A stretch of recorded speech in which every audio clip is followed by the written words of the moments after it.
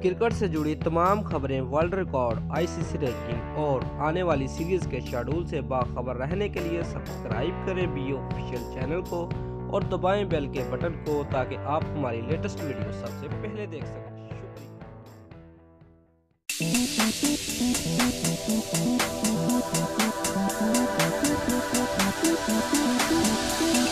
Viewers, Pakistan 17,000 टी20 run बनाने वाली पहली इंटरनेशनल टीम बन गई है।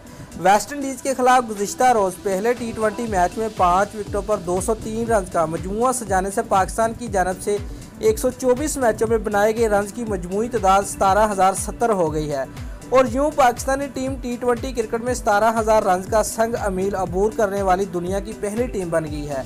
व्यूअर्स, पाकिस्तान के बाद न्यूजीलैंड को सबसे ज़्यादा रन बनाने का एजाज़ हासिल है, जिसके बल्लेबाजों ने 111 मैचों में मजमूई तौर पर 15,372 रन बनाए हैं।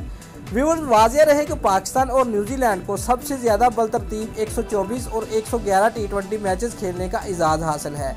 दोस्तों, अगर आपको हमारी ये वीडियो पसंद आई है तो वीडियो को लाइक और शेयर लाजमी करें और हमारे चैनल को सब्सक्राइब करना मत भूलिए। शुक्रिया।